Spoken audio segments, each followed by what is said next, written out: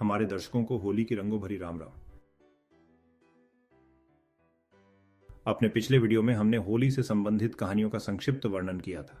यदि आपने नहीं देखा है तो अवश्य देखिएगा। हमने अपने एक पुराने वीडियो में भी सनातन त्योहारों का अनाज बुवाई एवं कटाई से संबंध प्रस्तुत किया था। यदि वह भी आपने नहीं देखा है तो डिस्क्रिप्शन में हमने लिंक पोस्ट की है, देख लीजिएगा।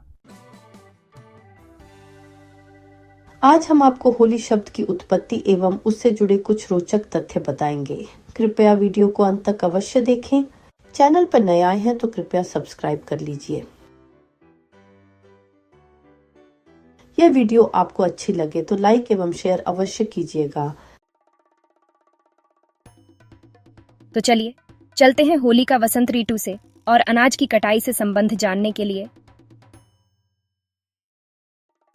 होली पर्व का प्राचीनतम नाम वासंती नव सस्येष्टि है, अर्थात बसंत ऋतु के नए अनाजों से किया हुआ यज्ञ। होली शब्द स्वयं में होलक शब्द का अपभ्रंश है। यह हम निम्न दो श्लोकों से जान सकते हैं। प्रथम, तृणाग्निम भ्रष्टार्थ पक्वशमी धान्य होलक। शब्द कल्पद्रुमकोश, अर्थात तिनके की अग्नि में भुनी हुई नई फसल को होलक कहते हैं। द्वितीय, अर्धपक्वशमी धान्य तृण भ्रष्टैश्च होलक। होलकोल पानिलो मेद कफ दोष श्रमापह।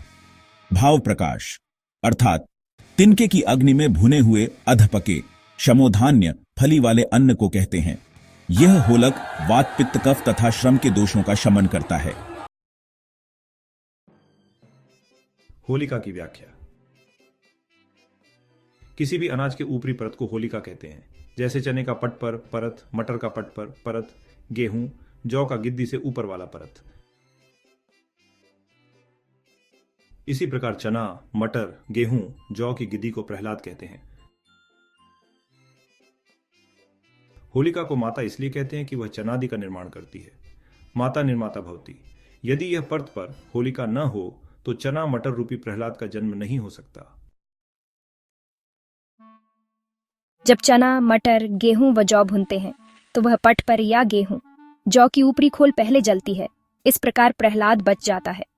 उस समय प्रसन्नता से जय घोष करते हैं कि होलिका माता की जय, अर्थात होलिका रूपी पट पर परत ने अपने को देकर प्रहलाद चना मटर को बचा लिया। होलक की व्याख्या अधजले अन्न को होलक कहते हैं।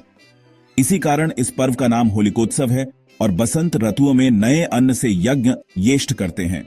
इसलिए इस पर्व का नाम वासंती नव सस्येष्टि है। यथा वासंतो वसंत ऋतु नवहने येष्टि यज्ञ। इसका दूसरा नाम नव संवत्सर है।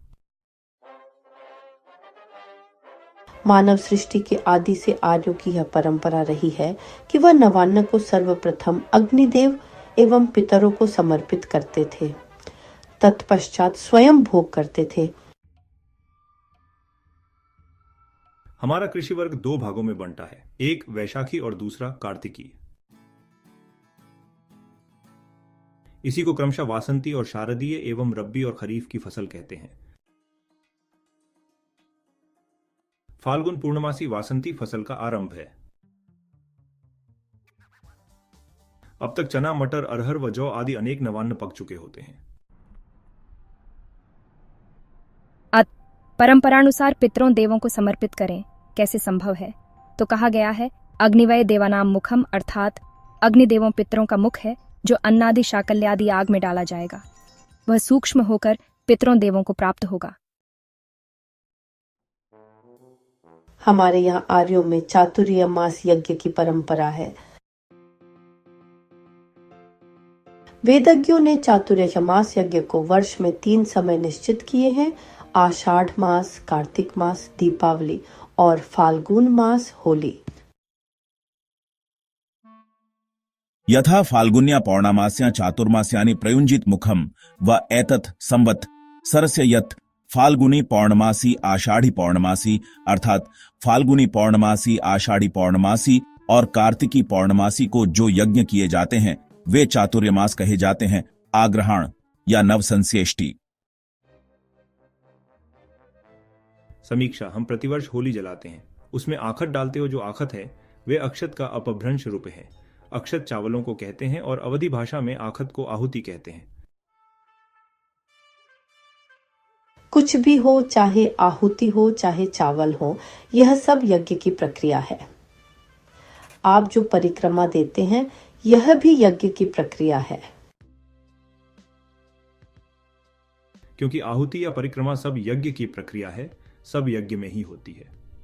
आपकी इस प्रक्रिया से सिद्ध हुआ कि यहाँ पर प्रतिवर्ष सामूहिक यज्ञ की परंपरा रही होगी। इस प्रकार चारों वर्ण परस्पर मिलकर इस होली रूपी विशाल यज्ञ को संपन्न करते थे। आप जो गुलरियाओं बनाकर अपने अपने घरों में होली से अग्नि लेकर उन्हें जलाते हो, ये प्रक्रिया छोटे छोटे हवनों की है। सामूहिक बड़े यज्ञ से अग्नि ले जाकर अपने अपने घरों में हवन करते थे। दूसरा कारण यह भी था। ऋतु संधिषु रोगा जायन्ते, अर्थात ऋतुओं के मिलने पर रोग उत्पन्न होते हैं, उनके निवारण के लिए यह यज्ञ किए जाते थे। ये होली शिशिर और बसंत ऋतु का योग है। रोग निवारण के लिए यज्ञ ही सर्वोत्तम साधन है। अब होली प्राचीनतम वैदिक परंपरा के आधार पर समझ गए होंगे कि होली नवान्न वर्ष का प्रतीक है।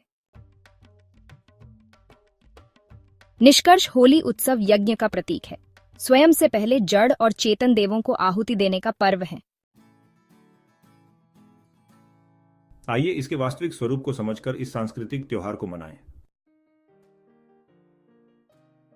होलिका दहन रूपी यज्ञ में यज्ञ परंपरा का पालन करते हुए शुद्ध सामग्री तिल, मूंग, जड़ी बूटी आदि का प्रयोग करना चाहिए।